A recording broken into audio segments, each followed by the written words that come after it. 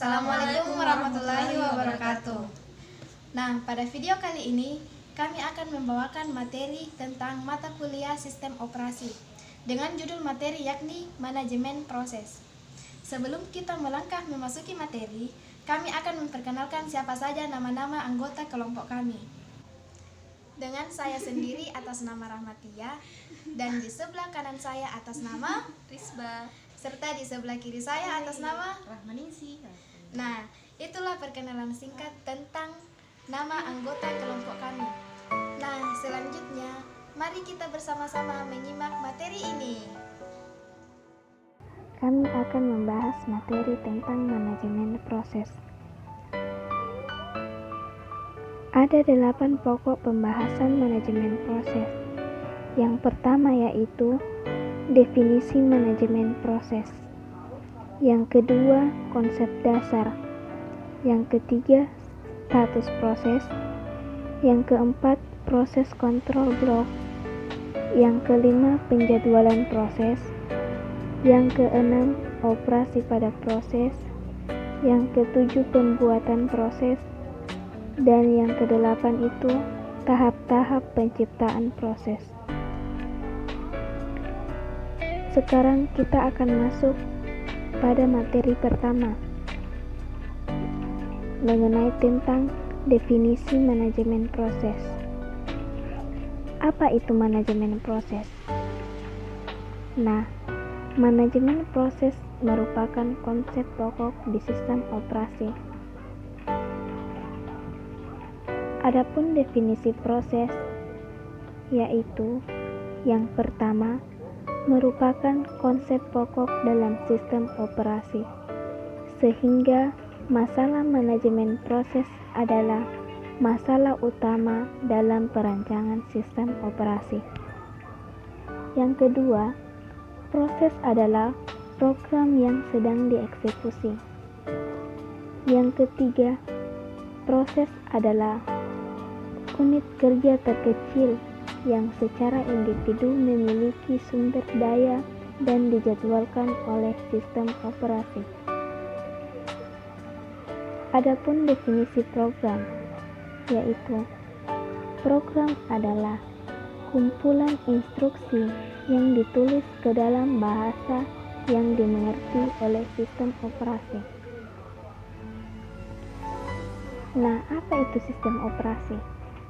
Sistem operasi di sini bertanggung jawab atas aktivitas-aktivitas yang berkaitan dengan manajemen proses, seperti membuat dan menghapus proses pengguna dan sistem proses, menunda atau melanjutkan proses, menyediakan mekanisme untuk proses sinkronisasi, menyediakan mekanisme untuk proses komunikasi, serta menyediakan mekanisme untuk penanganan deadlock.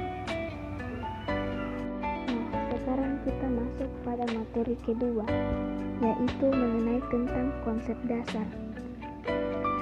Terdapat 4 konsep dasar manajemen proses. Yang pertama yaitu multiprogramming. Multiprogramming ini adalah salah satu teknik penjadwalan di mana tugas yang sedang berjalan tetap berjalan sampai ia melakukan operasi yang membutuhkan waktu untuk menunggu respon dari luar, misalnya membaca data dari disket, CD, dan sebagainya, atau sampai komputer memaksa untuk menukar tugas yang sedang berjalan dengan tugas lainnya. Yang kedua yaitu pseudo-paralelisme. yaitu untuk mengeksekusi proses secara paralel pada sistem. Yang ketiga yaitu multiprocessing. Ini memiliki kemampuan pemrosesan komputer yang dilakukan secara serentak. Istilah ini juga dapat merujuk kepada dukungan sebuah sistem untuk mendukung lebih dari satu prosesor dan mengalokasikan tugas kepada prosesor-prosesor tersebut. Dan yang terakhir yaitu distributed processing,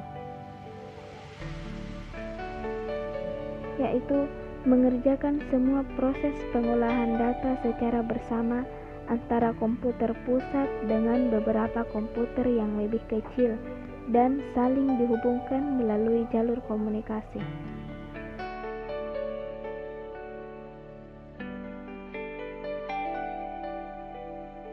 Status proses manajemen di sini ada 5, yaitu new, running, waiting, ready, dan terminated.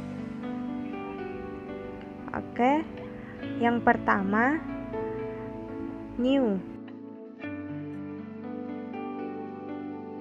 New adalah status yang dimiliki pada saat proses baru saja dibuat. Yang kedua, running. Running yaitu status yang dimiliki pada saat instruksi-instruksi dari sebuah proses dieksekusi.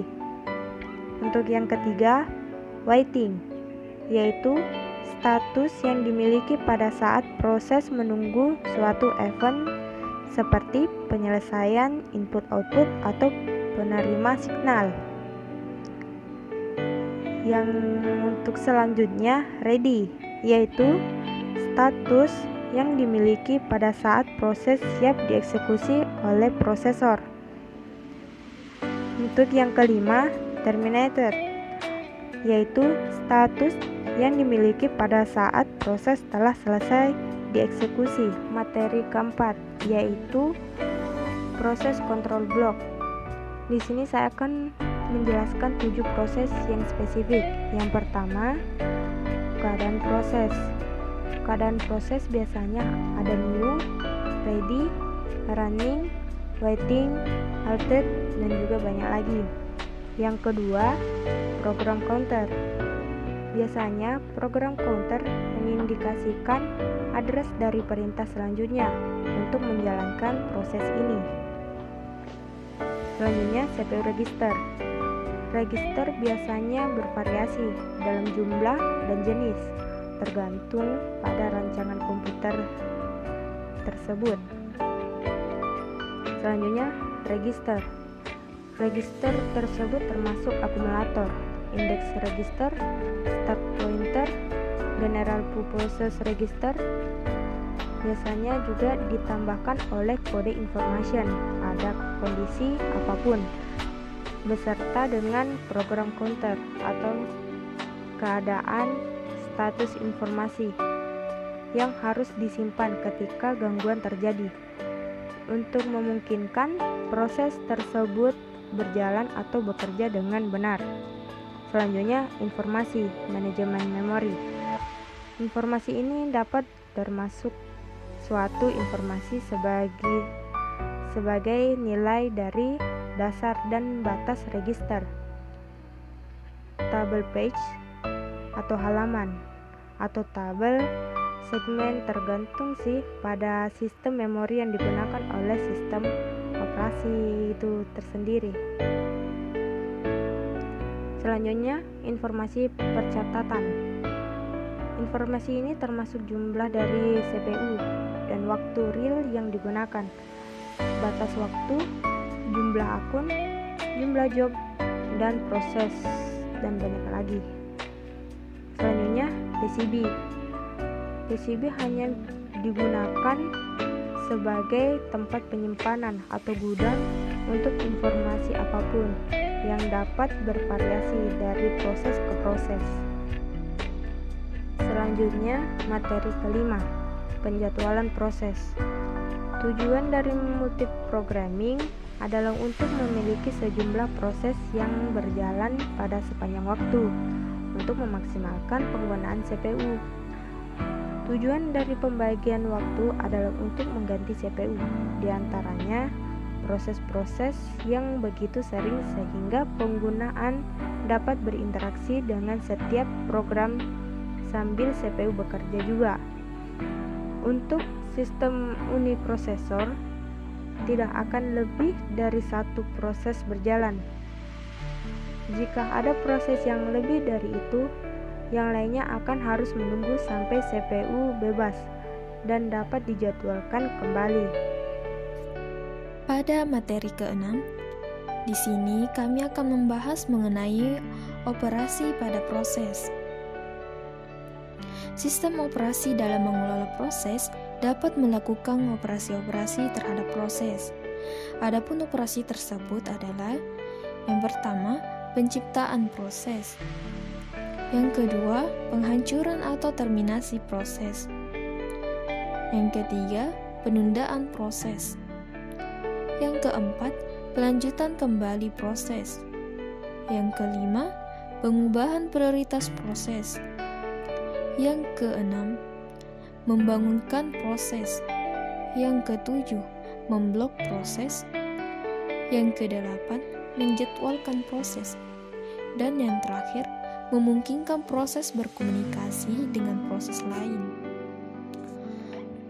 Pada materi ketujuh, di sini kami akan membahas mengenai pembuatan proses. Pembuatan proses melibatkan banyak aktivitas. Yang pertama yakni memberi identitas proses. Kedua, menyisipkan proses pada senarai atau tabel proses. Ketiga, menentukan prioritas awal proses. Yang keempat, menciptakan PCB. Dan yang terakhir, mengalokasikan sumber daya awal bagi proses. Adapun kejadian yang dapat menyebabkan terjadinya penciptaan proses, yang pertama yakni pada lingkungan back sebagai tanggapan atas pemberian satu kerja atau job. Sistem operasi dengan kendali batch job setelah menciptakan proses baru, kemudian melanjutkan melacak job berikutnya. Yang kedua, pada lingkungan interaktif, yakni ketika pemakai baru berusaha login. Yang ketiga, sebagai tanggapan suatu aplikasi, seperti permintaan pencetakan file. Sistem operasi dapat menciptakan proses yang akan mengelola pencetakan itu. Sistem operasi menciptakan proses untuk memenuhi suatu fungsi pada program pemakai tanpa mengharuskan pemakai menunggu. Dan yang terakhir, pada proses penciptaan proses lain atau proses anak. Untuk mencapai modularitas atau mengeksploitasi kongruensi, program pemakai memerintahkan pembuatan sejumlah proses. Untuk materi ke-8, di sini kami membahas mengenai tahap-tahap penciptaan proses. Penciptaan proses dapat disebabkan oleh beragam sebab. Penciptaan proses meliputi beberapa tahap. Yang pertama yakni beri satu identifier unik ke proses baru, yaitu isian baru ditambahkan ke tabel proses utama yang berisi satu isian per proses. Yang kedua, alokasikan ruang untuk proses. Dan tahap ketiga, PCB harus diinisialisasi. Pada tahap keempat, kaitan-kaitan antar tabel dan senar yang cocok dibuat. Dan yang terakhir, bila diperlukan struktur data lain, maka segera dibuat struktur data. Baik, itulah materi singkat yang dapat kami sampaikan. Kurang dan lebihnya mohon dimaafkan. Wabillahi taufiq wal hidayah. Wassalamualaikum warahmatullahi wabarakatuh.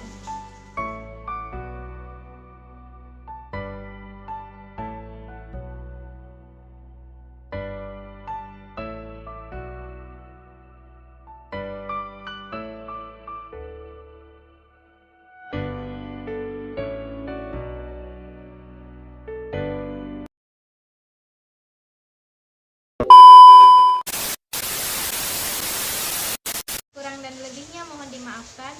Wabillahi taufiq wal hidayah.